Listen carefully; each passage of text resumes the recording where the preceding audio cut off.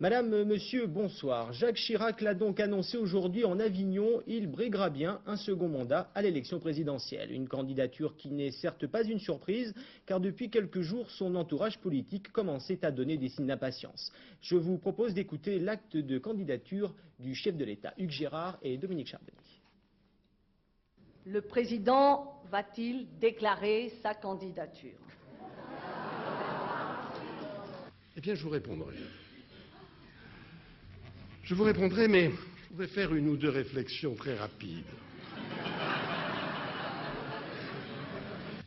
Alors, chère Marie-Josée Roig, je vous l'ai dit, vous m'avez posé une question directe et franche. Eh bien, j'y répondrai dans le même esprit. Oui, je suis candidat.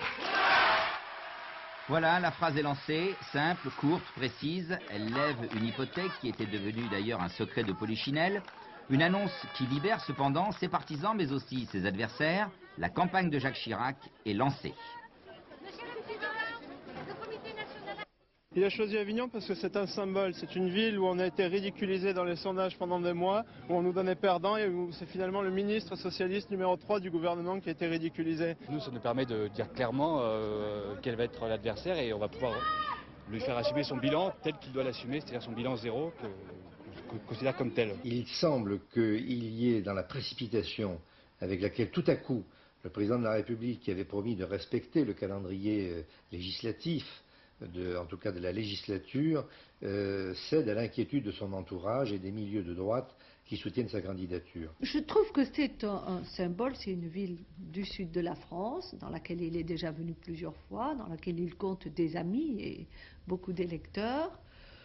C'est une ville qui, dans ces municipales que l'on a annoncées, globalement perdues pour la droite, a bien résisté contre tous les sondages et tout ce qui avait été dit, donc je pense qu'à ce niveau-là, oui, c'est peut-être un symbole.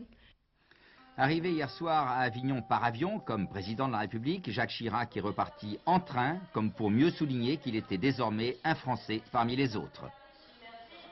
On retrouve Hugues Girard. Hugues, bonsoir.